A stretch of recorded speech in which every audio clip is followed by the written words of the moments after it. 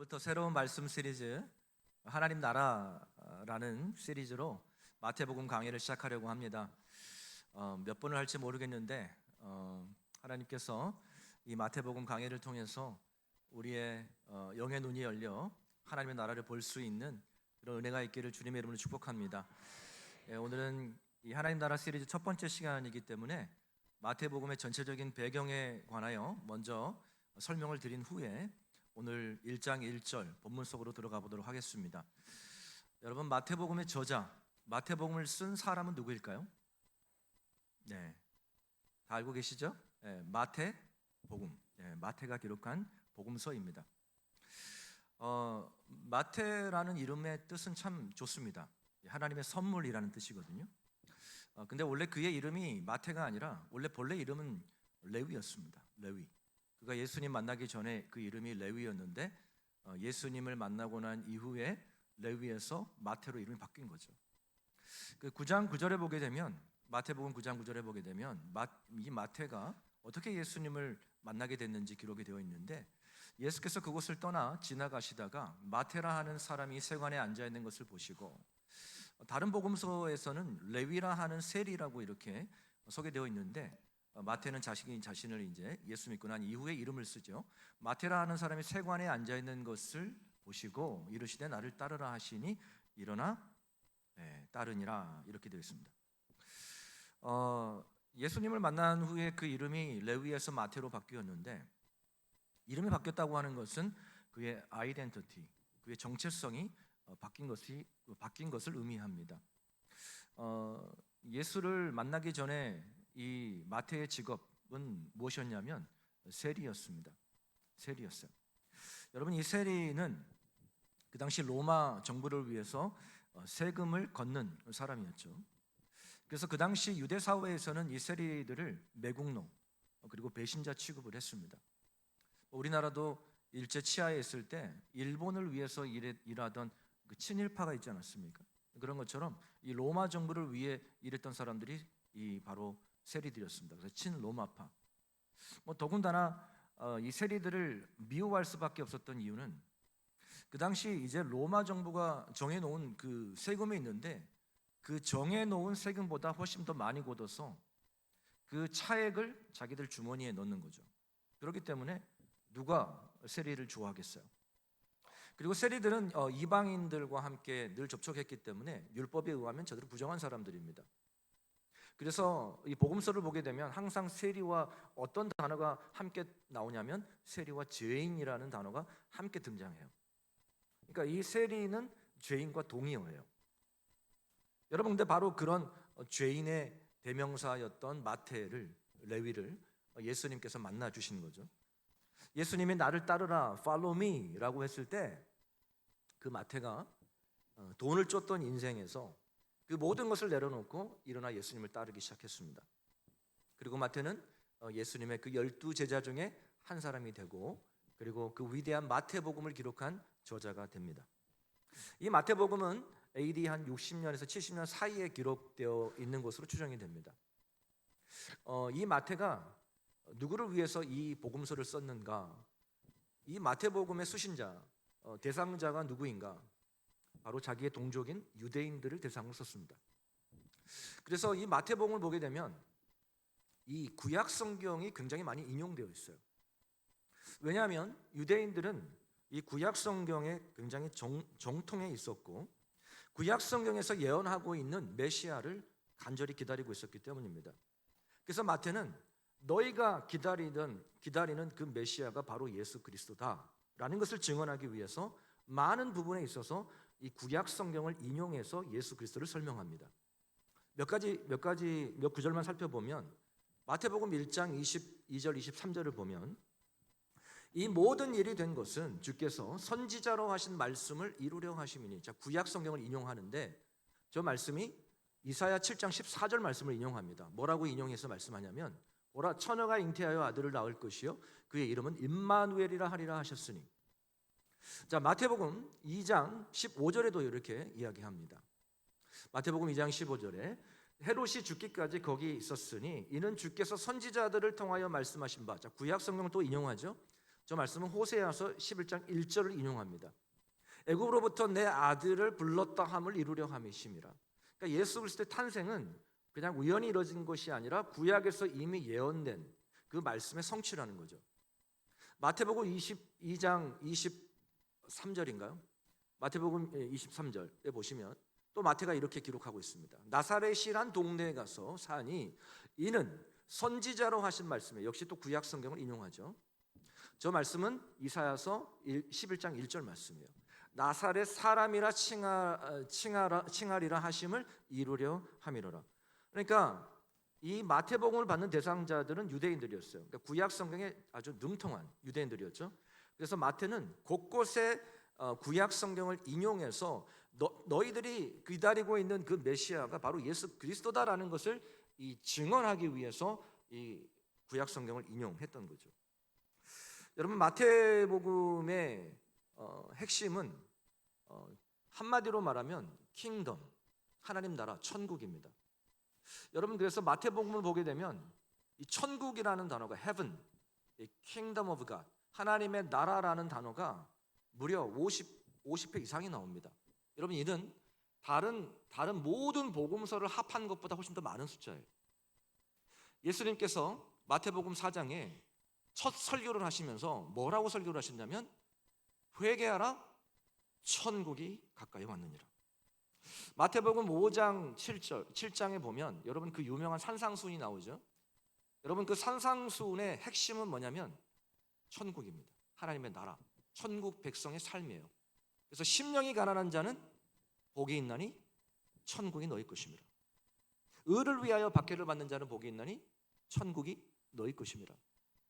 마태복음에서는 계속해서 천국을 반복해서 말씀해주고 있습니다. 마태복음 13장을 보게 되면 여러 비유들이 나오거든요.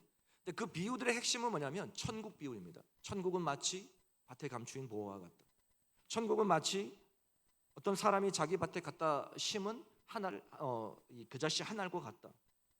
마태복음 전체가 하나님 나라에 관한 말씀이에요. 그리고 예수님은 바로 그 나라의 왕이시다라는 것을 선언하고 있습니다. 마태가 이렇게 하나님 나라, 천국, 그리고 그 나라의 왕이 예수 그리스도시다라는 것을 강조하는 것은 그 당시 시대적 배경과 연결이 됩니다. 마태가 AD 60년, 70년 사이에 이 복음서를 기록했을 때 그 당시 그 유대 사회의 그 당시 그 상황이 어땠냐면 로마 제국의 그 식민 지배 아래에 있었습니다. 그 당시에는 로마가 세계를 지배하고 있었죠. 그리고 이 유대라는 나라는 그 로마가 지배하는 속국 중에 하나였어요. 유대인들은 로마 제국으로부터 억압을 당했어요. 먼저 정치적인 억압을 당했습니다. 그들이 할 수 있는 거 아무것도 없었어요. 로마 총독이 다 다스렸습니다. 그리고 경제적인 억압을 당했습니다. 엄청난 막중한 세금을 내야 됐어요. 로마 정부를 위해서, 헤롯 왕을 위해서 2중 3중 세금을 냈습니다. 그러니까 유대인들은 이 로마 제국으로부터 2중 3중 막 압박을 당하는 거죠. 자, 그래서 유대인들은 이 로마 제국을 물리치고 새롭게 나라를 세워줄, 자신들을 해방시켜줄 정치적인 메시아를 기다리고 있었습니다. 그런데 예수 그리스도가 이 땅에 오신 거죠. 처음에 유대인들이 예수님이 이 땅에 오셨을 때 정말 열광했습니다. 열광했어요. 수많은 사람들이 예수님을 따라다녔죠. 단적인 예로 오병이의 기적을 보면 알 수 있는데 수많은 사람들이 예수님을 자신들의 임금 삼으려고 했습니다. 아, 이분이 구약에서 예언한 메시아라면 이분이 우리를 구원할 수 있겠구나. 이분이 로마 정부를 무찌르고 우리를 이제 편하게 먹고 마시고 편하게 살 수 있게 하겠구나. 그러면서 예수님을 따라다니고 예수님을 임금 삼으려고 했죠. 그런데 그들이 기대했던 그 메시아의 모습과 예수님의 모습이 너무 달랐던 거예요. 유대인들은 로마 정부를 무찌를 줄 알았는데 로마 정부를 몰아내기는커녕 오히려 로마 군인들에 잡혀가지고 십자가에 달려 죽습니다. 많은 유대인들이 그 모습을 보고 실망했죠. 예수님 뭔가 개혁을 일으킬 줄 알았는데 너무나도 허망하게 십자가에 달려 죽은 거예요. 그래서 예수님이 십자가에 달려 죽으시고 난 후에 엠마오로 내려가던 두 제자들의 대화 속에서 그 당시 시대적 상황을 우리가 좀 알 수 있는데 누가복음 24장 21절에 보면 이렇게 이야기합니다. 우리 함께 읽어볼까요? 시작. 이스라엘을 속량할 자라고 바랐노라. 이뿐 아니라 이 일이 일어난 지가 사흘째. 자, 우리는 이 사람은 누구를 가리킬까요? 예수님이시죠. 예수님이 메시아인 줄 알았는데 이 예수님이 우리 이스라엘 민족을 구원할 자라고 생각을 했는데 저 로마 정부를 몰아내고 새로운 나라를 건설할 줄 알았는데 그걸 기대했는데 그게 아니라는 거죠. 이 일이 일어난 지가 사흘째요. 이 일이 뭘까요? 십자가에 죽은 지 3일이 지났다는 거예요. 그래서 예수님의 제자들조차도 실망하고 자신들의 고향으로 돌아가고 있는 거죠. 여러분, 그래서 마태가 이 복음서를 쓰는 이유는 뭐냐면 예수님이 그 구약에서 예언하고 있는 메시아가 맞다라는 거예요. 너희들이 그토록 기다리고 있는 메시아가 예수 그리스도다라는 거죠. 그러나 그분의 나라는, 그 하나님 나라는 세상의 나라와 다르다라는 거예요. 하나님 나라는 칼과 창으로 세워지는 나라가 아니라 사랑과 의와 공의와 정의로 세워진 나라라는 것이죠. 그래서 마태가 이 복음서를 유대인들을 향하여 쓴 거예요. 자, 이제 본문 속으로 들어가 보도록 하겠습니다. 마태복음은 족보로 시작합니다. 그래서 1장을 보게 되면 정말 수많은 사람들의 이름이 나오고 반복적으로 나오는 단어가 뭐냐면 나코라는 단어예요. 나코. 여러분 2절 한번 보세요. 같이 한번 읽어볼까요? 2절 시작. 아브라함이 이삭을 낳고 이삭은 야곱을 낳고 야곱은 유다와 그의 형제들을 낳고 또 낳고. 여러분, 그래서 이 1장을 읽다 보면 우리가 그냥 대충 읽고 지나갈 때가 많아요. 여러분들 사실 이 마태복음 1장에 기록된 예수님의 족보는 굉장히 중요합니다. 왜냐하면 이 예수님의 족보 속에서 예수 그리스도가 어떤 분이신지를 명확하게 우리에게 밝히고 있기 때문에 그래요. 여러분, 여기에서 오늘 1절을 다시 한번 보세요. 같이 한번 읽어볼까요? 자, 시작. 아브라함과 다윗의 자손 예수 그리스도의 계보라. 옛날 성경에는 예수 그리스도의 세계라라고 되어 있는데 계보, 족보라는 거죠. 여러분, 이 계보라는 단어가 헬라어로 이 게네시스라는 단어를 씁니다. 게네시스. 여러분 어디서 좀 많이 들어본 단어죠. 게네시스. 헬라어로 게네시스라는 단어가 이 단어가 영어로 나중에 뭘로 바뀌냐면 제너시스로 바뀌어요. 제너시스. 여러분, 이 창세기란 뜻이죠. 기원, 시작, 탄생, 그런 뜻입니다. 여러분, 구약 성경을 여는 창세기, 첫 문을 여는 창세기 1장이 태초에 하나님이 천지를 창조하시니라, 우주 만물에 대한 하나님의 창조의 시작을 알리는 말씀이라면 신약 성경의 첫 문을 여는 마태복음 1장은 죄로 말미암아 멸망받을 수밖에 없는 인간을 예수 그리스도를 통해 재창조의 시작을 알리는 말씀인 거죠. 그러니까 죄로 인해서 멸망받을 수밖에 없는 이 인류 역사를 누가 오심으로요? 예수 그리스도가 오심으로 새롭게 시작되었음을 알리는 그 말씀의 시작이 바로 예수님의 족보인 것이죠. 자, 여러분, 우린 여기서 질문 던져볼 필요가 있습니다. 어떤 질문이냐면, 여러분, 인류의 시작은 어디서 시작되죠? 누구로부터 시작됩니까? 아담이잖아요, 그렇죠? 그런데 오늘 이 예수님의 족보를 보게 되면 아담으로부터 시작이 되지 않고 누구로부터 시작이 됩니까? 아브라함으로부터 시작이 됩니다. 누가복음을 보게 되면 누가복음 4장에도 예수님의 족보가 나와요. 근데 누가복음에는 이 예수님의 족보가 어디까지 거슬러 올라가냐면 아담까지 거슬러 올라갑니다. 그런데 마태복음은 아브라함부터 시작이 돼요. 자, 왜 그럴까요? 왜 아브라함부터 시작되지 않고 왜 아담으로부터 시작되지 않고 아브라함으로부터 시작이 될까요? 그 이유는 독자가 다르기 때문이에요.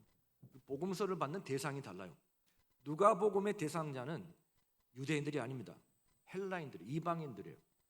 그런데 이 마태복음의 그 대상자들, 수신자들은 누구라고 말씀드렸죠? 유대인들입니다.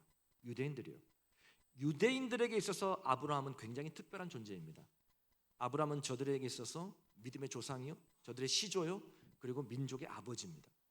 이 이스라엘의 아이덴티티, 정체성의 뿌리가 아브라함에서부터 시작이 되는 거예요. 자, 창세기 12장을 보게 되면 하나님께서 아브라함을 부르시고 아브라함에게 축복해 주시면서 약속을 해 주셨는데 뭐라고 약속을 해 주셨냐면 창세기 12장 2절 3절을 한번 같이 보겠습니다. 2절 3절 같이 한번 읽어볼까요? 시작. 내가 너로 큰 민족을 이루고 네게 복을 주어 네 내 이름을 창대하게 하리니 너는 복이 될지라. 너를 축복한 자에게는 내가 복을 내리고 너를 저주한 자에게는 내가 저주하리니 땅의 모든 족속이 너로 말미암아 복을 얻을 것이라 하신지라. 창세기 22장에는 내 씨로 말미암아 네 자손으로 말미암아 천하 만민이 복을 받을 것이다라고 그렇게 약속을 해주셨어요. 너의 자손으로 말미암아 천하 만민이 복을 받게 될 것이다. 여러분, 아브라함의 자손 중에 누구를 말씀하고 있는 걸까요? 저의 질문에 대한 90% 이상은 예수 그리스도 맞습니다. 자, 여러분, 하나님께서 아브라함에게 약속하신 너의 그 씨로 말미암아 너의 그 자손으로 말미암아 천하 만민이 복을 받게 될 것이다. 그 자손이 누구죠? 예수 그리스도이신 거죠. 예수 그리스도. 근데 이 약속의 성취가 어떻게 이루어졌느냐? 바로 오늘 이 본문에서 예수 그리스도가 이 땅에 오심으로 하나님께서 아브라함에게 약속하신 그 약속이 이루어진 것을 오늘 이 족보를 통해서 우리에게 보여주고 있는 것입니다. 다윗도 마찬가지예요. 여러분, 다윗은 이스라엘 역사상 가장 위대한 왕이었어요. 그래서 지금도 이스라엘의 국기를 보게 되면 그 국기 중심에 다윗의 별이 새겨져 있습니다. 다윗은 참 특별한 사람이었죠. 하나님이 마음에 합하는 사람이었습니다. 그래서 하나님께서 다윗과 언약을 맺으셨는데 뭐라고 언약을 맺으셨냐면 사무엘하 7장 12절 13절 우리 함께 같이 읽어볼까요? 시작. 내 소환이 차서 내 조상들과 함께 누울 때에 내가 내 몸에서 날 내 씨를 내 자손을 내 뒤에 세워 그의 나라를 견고하게 하리라. 자, 그는 내 이름을 위하여 집을 건축할 것이요 나는 그의 나라 왕위를 영원히 견고하게 하리라. 저 말씀이 1차적으로는 솔로몬이죠. 솔로몬이지만 여러분, 솔로몬의 왕위가 영원히 견고하게 섰습니까? 아니요. 여러분, 솔로몬 때부터 나라가 분열되기 시작했어요. 그리고 여러분 잘 아시다시피 BC 722년에 북이스라엘이 아수르에 의해서 멸망하게 되고 BC 586년에 남유다가 바벨론에서 멸망하게 됩니다. 남유다가 완전히 망해요. 근데 하나님의 약속은 뭐냐면 너의 후손을 통해서 너의 나라와 그의 왕위가 영원하게 견고하게 서리라 이렇게 약속해 주셨거든요. 그럼 하나님의 약속이 틀린 것인가? 그렇지 않죠. 하나님이 누구를 통해서 그 약속을 이루시죠? 예수 그리스도십니다. 구약에서 그것을 예언하고 있어요.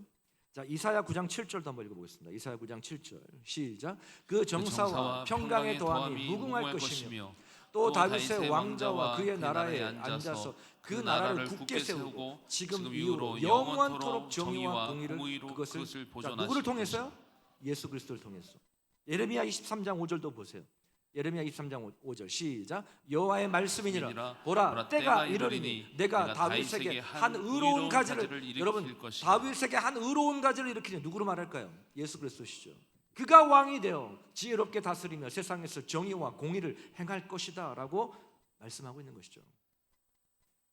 하나님께서 아브라함과 맺은 그 언약, 다윗과 맺은 그 언약, 너의 자손을 통해서 천하 만민이 복을 받게 될 것이고 너의 그 씨를 통해서 너의 그 자손을 통해서 너의 왕위와 너의 나라가 영원히 견고하게 서리라. 누구를 통해서 이루어진다는 것이죠? 예수 그리스도를 통해서. 여러분, 이 마태복음 1장의 예수 그리스도의 족보는 바로 그 하나님의 약속의 성취를 보여주고 있는 것입니다. 여러분, 마태복음 1장의 예수님의 족보는 단순히 예수님의 혈통을 우리에게 소개하는 것이 아니라 여러분 1장 12절에서 16절까지가 이제 예수님의 족보이거든요. 이름이 쭉 나오는데 그 족보를 가만히 들여다보면요, 여러분 한 장이지만 그 한 장 안에는 2000년의 역사가 압축되어 있습니다. 아브라함부터 다윗 시대까지, 다윗 시대부터 바벨론 포로 시대까지, 바벨론 포로 시대부터 예수 그리스도까지 14대씩 딱 세 개로 나눠집니다. 그 긴 세월 동안 2000년이 흐르는 세월 동안 나라가 망하고 흥하고 왕이 죽고 다시 세워지고 정말 여러 가지 히스토리 역사들이 있었죠. 그런데 뭐 포로로 끌려가고 나라가 망하고 다시 포로로 다시 뭐 예루살렘 돌아가고 정말 수많은 그런 사건들이 있었는데 그 역사 속에서 2000년이 흐르는 그 역사 속에서 하나님의 손길이 있었다는 것이죠. 하나님이 여전히 일하고 계셨고 하나님의 때에 아브라함과 하셨던 그 약속, 다윗과 하셨던 그 약속을 이루셨다라는 거예요. 그거를 오늘 이 예수 그리스도의 족보를 통해서 우리에게 보여주고 있는 것입니다. 여러분 마태복음 1장 17절 보세요. 한번 같이 읽어볼까요? 시작. 그런즉 모든 대수가 아브라함부터 다윗까지 14대요, 다윗부터 바벨론으로 사로잡혀 갈 때까지 14대요, 바벨론으로 사로잡혀 간 후부터 그리스도까지 14대더라. 여러분 세 번의 14대가 나오죠. 여러분 그 쭉 세보면 사실 저기 좀 맞진 않아요. 14대, 14대, 14대 총 그 42대를 이렇게 소개하지만 그것도 원래 더 많습니다. 근데 마태가 의도적으로 저렇게 맞췄어요. 저렇게 세 개로 나눴습니다. 구조화했습니다. 그러니까 마태가 우리에게 보여주고자 하는 것은 뭐냐면 역사가 그냥 우연히 흘러가는 것이 아니라 누구의 계획 속에서요? 철저한 하나님의 계획 속에서 역사가 흘러간다라는 것을 오늘 마태가 이 족보를 통해서 보여주고자 하는 것이죠. 하나님의 계획 안에 있다라는 거예요. 여러분 하나님의 때에 반드시 그 약속을 지키시는 하나님인 줄 믿으시기를 바랍니다. 그래서 갈라디아서 4장 4절을 보면 이렇게 이야기합니다. 때가 참에 하나님이 그 아들을 보내사 예수 그리스도를 보내사 때가 참에 하나님의 때에 보냈다는 거예요. 여자에게서 나게 하시고 율법 아래에 나게 하시는 것은 여러분 예수 그리스도가 이 땅에 오신 것은 우연이 아니라 하나님께서 이미 정하시고 계획하신 속에서 하나님의 가장 그 기가 막힌 타이밍에 예수 그리스도가 이 땅에 오신 줄 믿으시기를 바랍니다. 이것이 바로 오늘 예수 그리스도의 족보를 통해서 우리에게 보여주고자 하는 핵심 메시지 중에 하나입니다. 여러분 그런데 마태복음 1장 이 족보를 보면 가만히 들여다보면 아주 놀라운 특징이 하나 있습니다. 그것이 뭐냐면 일반적으로 유대인들, 히브리인들의 족보는 남자만 기록이 되어 있습니다. 여자는 죄송하지만 언급되지 않습니다. 이 당시 사회. 예를 들어 아브라함이 이삭을 낳고 이렇게 기록하지 사라가 이삭을 낳고 이렇게 기록하지 않아요.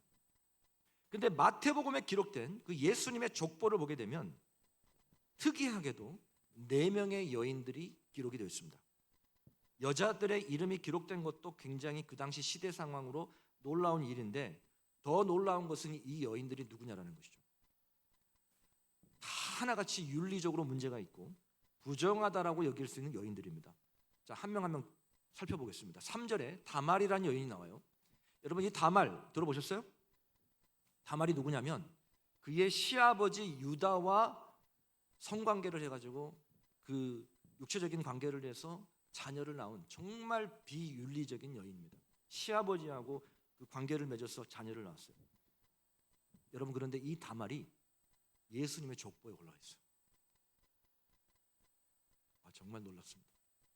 여러분 두 번째 5절에 라합이 나옵니다. 라합은 여리고 출신의 이방 여인입니다. 여러분 이 라합의 직업이 뭔지 아세요? 기생 라합입니다. 창녀예요. 돈 받고 몸을 파는 창녀 라합. 여러분 놀라운 것은 이 이방 여인 기생 라합이 예수님의 그 거룩하신 예수님의 족보에 올라가 있어요. 세 번째 5절에 또 룻이 나옵니다. 룻은 모압 여인입니다. 이방 여인이에요. 여러분 신명기 보게 되면 암몬과 모압 사람은 여호와의 총에 들어올 수 없다라고 되어 있어요. 부정한 사람으로 여겼습니다. 그런데 그 이방 여인 모압 여인 룻이 그 거룩한 예수님의 계보에 들어가 있습니다. 마지막 네 번째 여인은 우리가 잘 아는 여인이죠. 6절에 우리아의 아내입니다. 우리아의 아내 누구죠? 밧세바입니다. 그럼 밧세바는 누구죠? 그러네요. 우리아의 아내가 밧세바. 밧세바가 우리아의 아내. 이거 하루 종일 할 수 있겠는데? 네.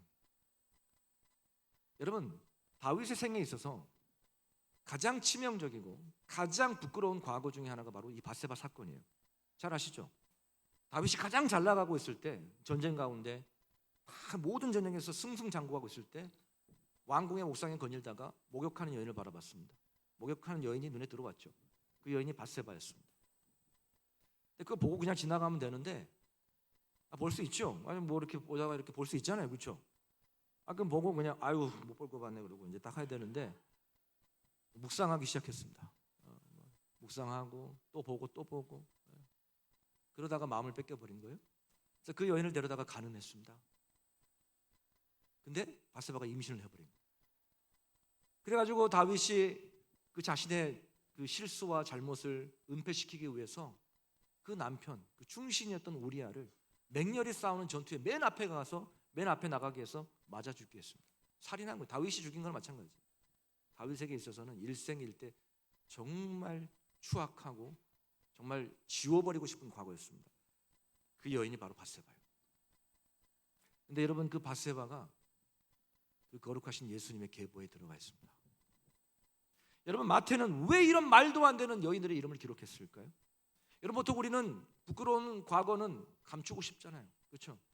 여러분에게도 부끄러운 과거가 있잖아요. 숨기고 싶은 과거가 있잖아요. 감추고 싶잖아요. 그래서 성경은 이 말도 안 되는 여인들의 이름을, 수치스러운 이 여인들의 이름을 그대로 족보에 기록하고 있습니다. 여러분, 이 안에는 놀라운 복음의 메시지가 들어있어요. 여기는 은혜의 메시지가 있습니다. 그것이 무엇이냐면 하나님의 구원은 유대인들만을 위한 것이 아니라는 거예요. 하나님의 은혜와 사랑은 자격이 있기 때문에 주어진 것이 아니다라는 거예요. 로마서 5장 8절에 분명히 이야기합니다. 우리가 아직 죄인 되었을 때에 그리스도께서 우리를 위하여 죽으심으로 하나님께서 우리에 대한 자기의 사랑을 확증하셨느니라. 여러분, 우리가 아직 죄인 되었을 때예요.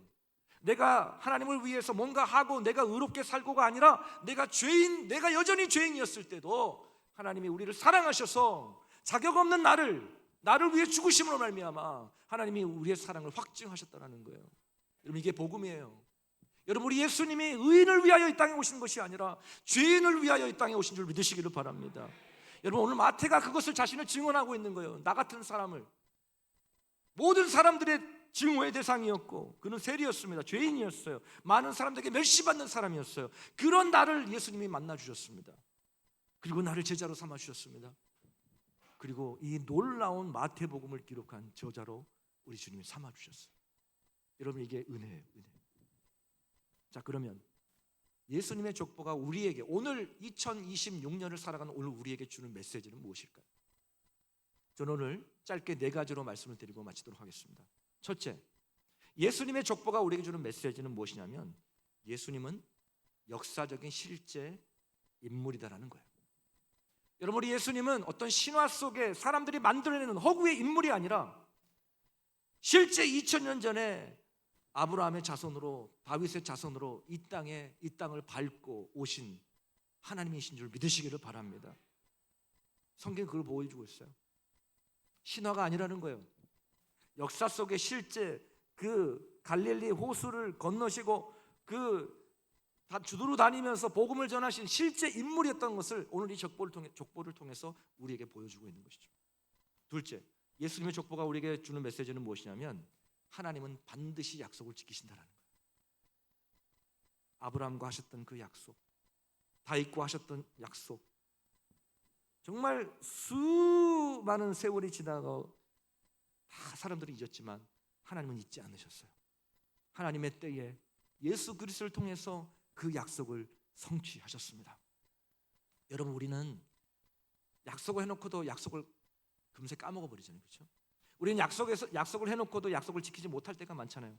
그러나 우리 하나님은 한 번 약속하시면 절대 잊지도 않으시고 그 약속을 반드시 지키시는 신실하신 하나님인 줄 믿으시기를 바랍니다.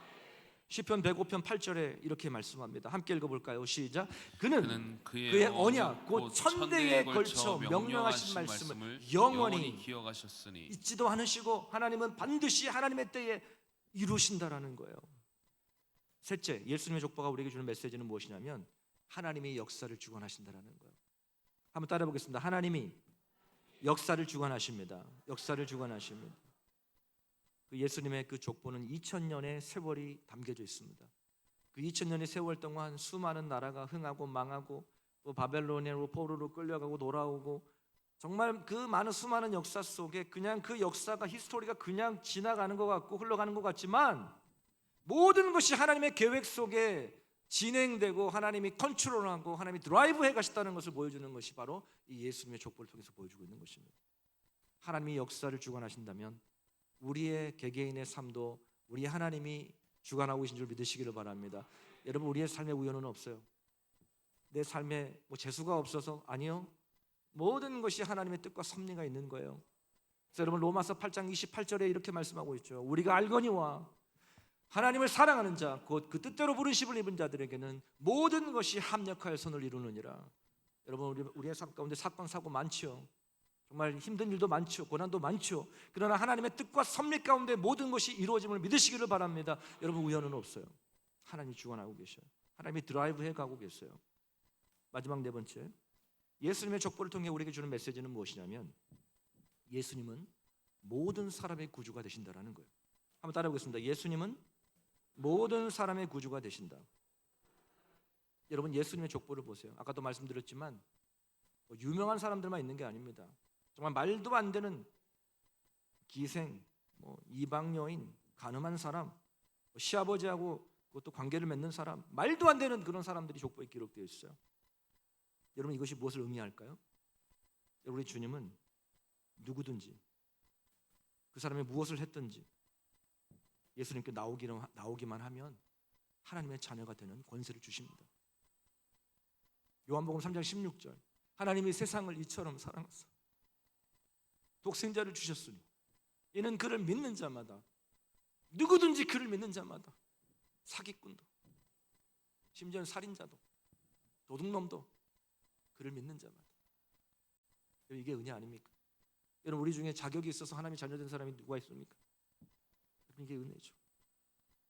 사랑하는 성도 여러분, 아브라함과 다윗의 자손 예수 그리스도의 계보라, 이 짧은 한 구절 속에 엄청난 진리가 담겨져 있습니다. 예수 그리스도는 신화 속에 등장하는 어떤 허구적인 인물이 아니에요. 2000년 전 실제 인간의 몸을 입고 오신 하나님이십니다. 그리고 하나님은 그 아브라함과 맺은 그 언약, 다윗과 맺은 그 언약을 잊지 않으시고 예수 그리스도를 통해서 그 약속을 신실하게 지키신 하나님이십니다. 그리고 그 하나님이 역사를 주관하고 계십니다. 그리고 그 예수 그리스도의 은혜와 사랑은 그 누구도 차별하지 않고 누구든지 예수 그리스도를 믿는 자마다 하나님의 자녀가 되는 그러한 은혜를 우리에게 주셨다라는 것이죠. 마태복음은 처음부터 끝까지 우리에게 던지는 질문이 있어요.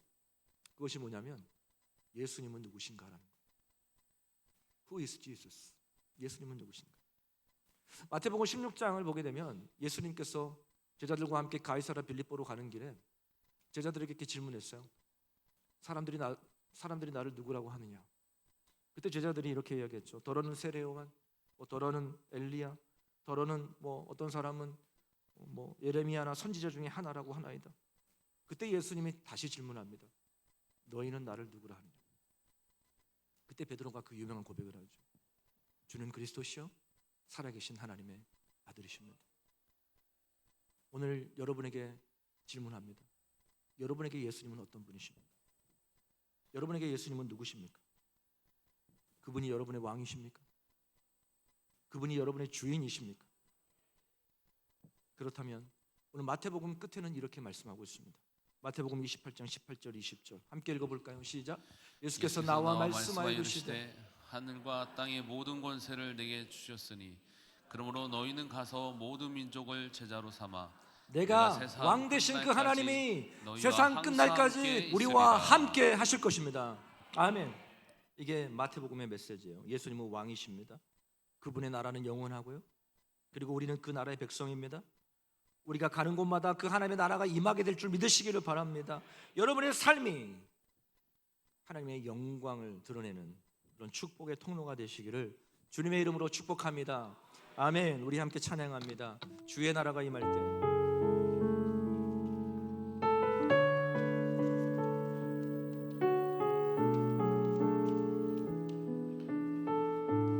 주의 나라가 임할 때 주의 나라가 임할 때 하나님 임재하실 때 예배가 회복되며 기적은 일어나네. 전능하신 주 전능하신 주 영원하신 능력의 통치자 자유가 선포되네.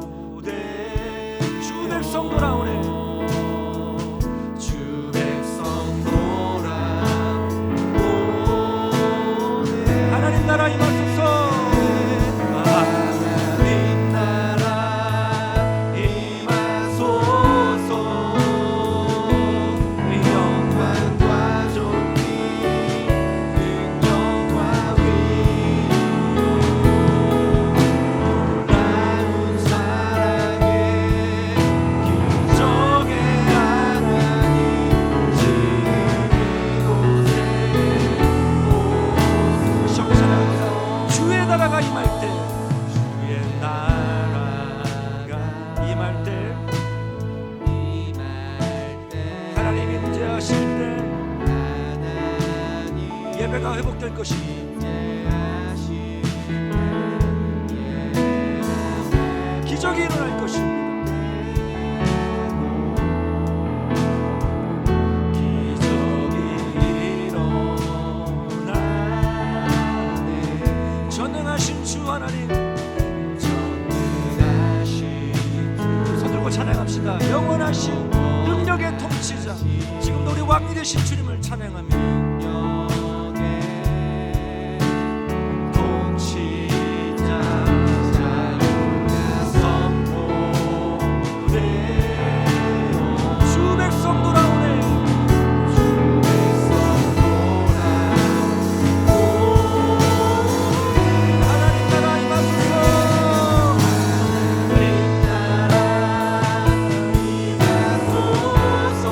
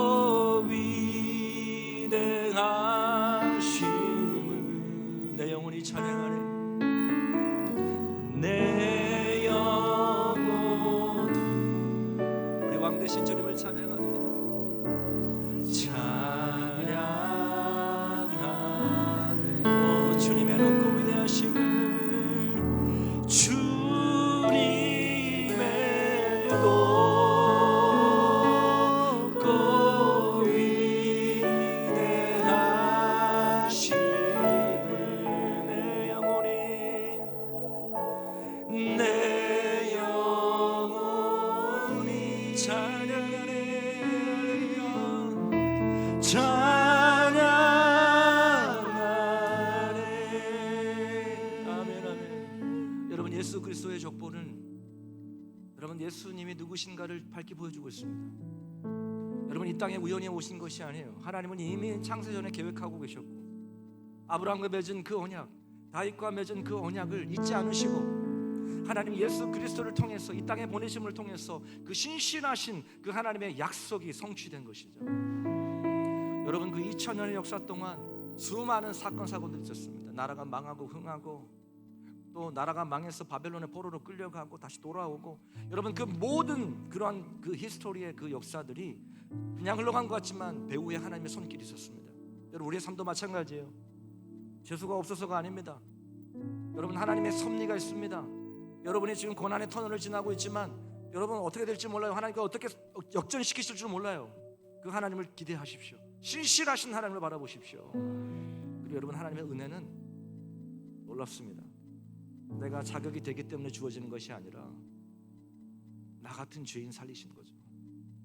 받을 자격이 없고 오늘 본문에 나오는 것처럼 정말 그 시아버지하고 정말 말도 안 되는 그런 비윤리적인 다말, 기생 라합, 모압 여인, 여호와의 총에 들어오지도 못하는 그 모압 이방 여인, 정말 일생일대 정말 수치스러운 그 밧세바, 여러분 예수님의 그 거룩한 족보에 들어가 있습니다.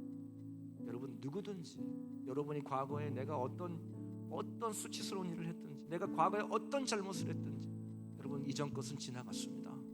여러분 보라 새 것이 되었도다. 여러분 예수 그리스도 안에서 여러분 자유를 누리시기를 바랍니다. 여러분의 그것 때문에 예수님이 죽으신 거예요. 여러분의 죄 때문에 예수님이 죽으신 거예요. 여러분 더 이상 죄에 얽매이지 마십시오. 여러분 그리스도 안에서 자유하시길 바랍니다. 오늘 이 시간의 말씀을 생각하시면서 주님 감사합니다. 나 같은 자를 구원해 주셔서 감사합니다. 나의 삶을 이끌어 주셔서 감사합니다. 그 왕 되신 주님을 찬양하며 올 한 해도 믿음으로 살게 하여 주옵소서. 우리 말씀을 생각하시면서 다 함께 우리 기도하며 나아갑니다. 살아계신 하나님 감사합니다. 왕 되신 주님, 이 나라와 민족을 다스리시고 역사를 통치하시며 주관하신 하나님, 주님의 이름을 높여드립니다.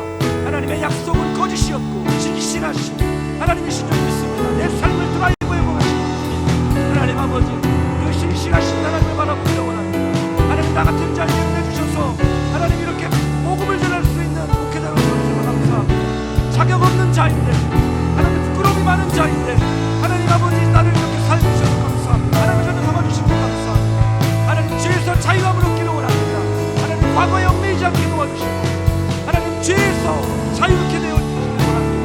하나님 주여 이 하나님을 바라보기를 원합니다. 하나님 아버지 모든 것을 완벽하게 선을 주시고 그 좋으신 하나님을 바라보게 하여 주시옵소서.